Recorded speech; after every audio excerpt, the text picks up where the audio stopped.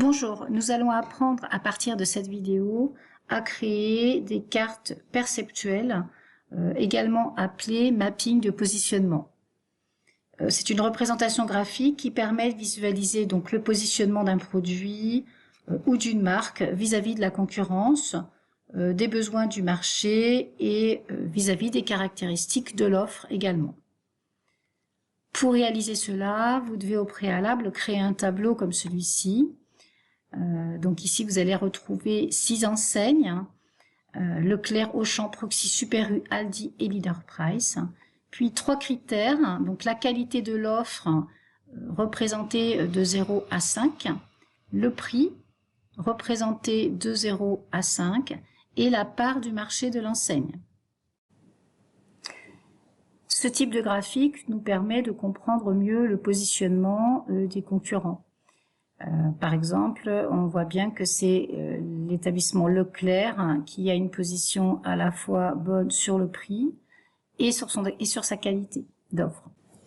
Par défaut, lorsque l'on demande ce type de graphique, la colonne 1 des valeurs est reprise sur un axe horizontal, la colonne 2 est reprise sur un axe vertical, et la colonne 3, ici en l'occurrence la part du marché, est représentée par la grosseur en fait des bulles. Pour réaliser cela, nous allons devoir dans un premier temps modifier les axes verticaux et horizontaux, changer la couleur éventuellement des bulles et surtout demander à couper le repère manuellement sur un axe logique en lien avec nos critères ici de 0 à 5. Dans un premier temps, nous allons donc sélectionner les données qui apparaîtront sur le graphique. Et pour ça, vous ne prenez que les valeurs, donc que les 3 colonnes ici présentes. Puis, insertion, vous allez trouver ici les bulles. Vous sélectionnez. On constate que les bulles sont dessinées, mais que nos repères vont être à recalculer. En double-cliquant sur l'axe horizontal, je vais pouvoir régler les valeurs minimum et maximum et surtout définir la cassure exactement là où on a besoin de la voir. Donc en fait là, puisque ça va de 0 à 5, je suis sur en fait la qualité de l'offre, je peux lui demander de le faire de 0,6, voilà, pour avoir une visibilité plus sur une valeur de 5 ici, pour pas que ce soit coupé en fait, et lui demander de casser à 3.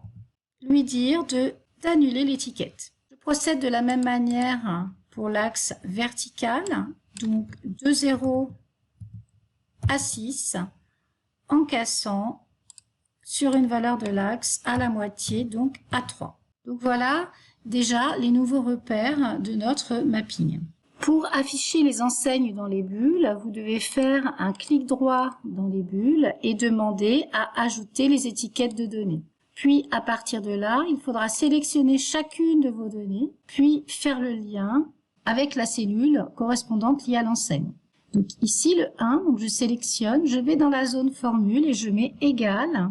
Donc il s'agit ici de Leclerc, alors vous avez l'information de la série, série 1.51, donc il s'agit de Leclerc, et je sélectionne Leclerc, donc ce sera égal à Leclerc. Touche Entrée, et il nous met Leclerc. Donc, vous procédez de la même manière pour les autres. Une fois terminé, vous pouvez proposer d'orienter votre étiquette, la position de votre étiquette, soit à gauche, soit au centre, ou au-dessus ou en dessous. Donc, au centre est peut-être plus adapté, sachant qu'à ce moment-là, vous pourrez opter pour peut-être une couleur de texte différente. Si le quadrillage vous gêne, vous pouvez toujours le sélectionner et appuyer sur la touche Sup pour qu'ils disparaissent.